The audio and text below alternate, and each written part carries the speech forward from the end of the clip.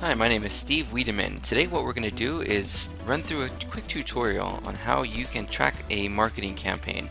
Let's say, for example, you decide you're going to do a series of how-to videos and a series of how-to instructional content. So what we're going to do today is we're going to walk through exactly how you can add tracking attributes to the URL that you promote across the internet. So that way the next time you run a campaign you can track to see exactly how well you did. Here's my cool social media report. Campaign performance. Here's for 3 campaigns that I'm running. One is how to, one is did you know, and one is interviews. And again, let's imagine that we're going to do 2 how-tos per week. Whatever we're going to do, maybe 1 did you know per week, and maybe if we're lucky, 1 or 2 interviews a month. So at a campaign level, here's how these campaigns performed. The how-to campaign generated 1,723 visits, produced 138 leads, and created 17 orders. So our revenue from this how-to campaign was $516. Of course, we had other campaigns we ran as well. So from a social media perspective, we can see here that the social media campaign interviews produced 2,259 visits, so on and so forth. At the end of the day, our whole social media strategy produced $1,540 in revenue, which is pretty cool, right? But how do we track that? I'll show you here in a minute. Drilling down into the how-to campaign, we can see that social media, specifically social media, produced $371, and an email that we did to promote that piece of content produced $144. Continuing to drill down, this is kind of the hierarchy of it: campaign, then medium, and now we're going to go into source.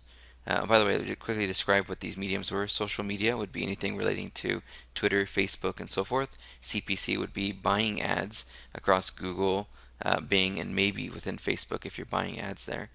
Email would be, obviously you're sending email through Constant Contact or through whatever your email program happens to be. CPM is cost per 1,000 impressions, which is banner ads. So, most of our social media campaigns, we're not really going to do much cost per click or banner advertising. It's pretty much just social networks and then email. Okay, so drilling down into source, here's the campaign source performance. These are all those different social networks, and there's our newsletter that came from our email here. So we can drill down and see exactly from our blog we generated 112 visits, $33.54 in revenue.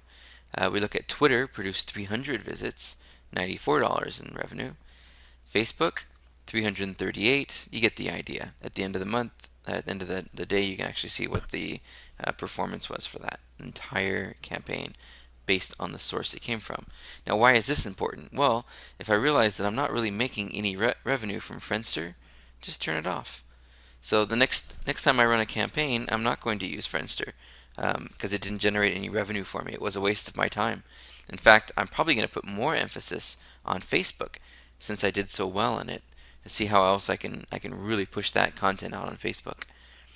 And then coming down to the ad content, I've got 2 specific pieces of content that I promoted. One was how to be cool like Steve, and one is how to use great tracking URLs. And we can see that this particular, remember, here's the number, by the way, 1723, 1723, 1723. So we're talking about the same how-to campaign.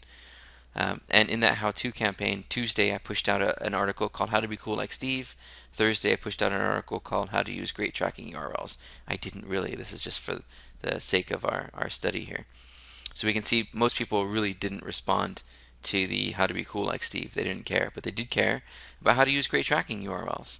So next year, when I'm aggregating all of my data from the year, and I'm, then looking at which particular ad content or content broadcast did the best for me, I may consider doing something more similar to how to create tracking URLs in this other one. And so at a reporting standpoint, this is what we want to be able to track down and see so that we can reallocate our budget based on what worked and what didn't. So then it's creating the tracking URLs. Hope you're staying with me here. Here is the one content piece I pushed out on Tuesday to the different networks. I didn't include email in here, but it follows the same methodology. And so here's what we did is the first one is going to be how to be cool like Steve. How do we then, with a campaign of how to, using the social medium, blog as our source, and this our content, create a tracking URL. We're going to go to the Google URL Builder tool. Just do a search in Google for tool URL Builder. You can see that it's pretty simple to find. And what we're going to do is we're going to put in our URL.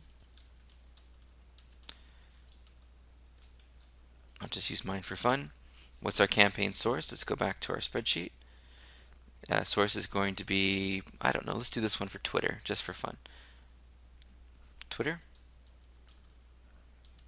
Campaign medium is going to be social. Campaign term isn't applicable. This would be, this is the keyword, by the way. Let's just change this to term. It's not really applicable for what we're doing on this one. We may decide later on to bid for the keyword how to be cool, just for fun, for whatever reason. If it's product centric, then yeah, we would be more likely to do this, but this is more content. So in this case, I would have a term, and that would be how to be cool, but we're not doing it at this point. We're just doing Twitter. So we go down to the next one. Our campaign content is going to be how to be cool like Steve. So how to be cool like Steve. And then our campaign name, this is our how-to campaign, but we're going to put SMM in there for social media marketing. And let's just call it how-to. Click on generate URL. And now we've got a tracking URL that we can use. So I'm going to go back to my spreadsheet now. I'm going to paste in this tracking URL. And now I have a way to track. Now Twitter isn't going to take that long URL. That thing is huge. So we create a short URL using a free tool such as bit.ly, bit.ly. There's several other tools you can use as well that do the same thing. Just for this example, I'm using bit.ly. Choose one that will help you to ensure that when the spider hits this URL that it appropriately redirects using a 301 or returning a 301 status code to the browser. That's why I use bit.ly. There are other tools you can use. Just again, do your research before you choose one. Now I'm going to go back to my spreadsheet and I'm going to copy that short URL. And that's it. So now all I have to do when I go to Twitter, go into Twitter, pop in that URL. I don't really have this article, so I'm not going to submit it, but this is what I would do.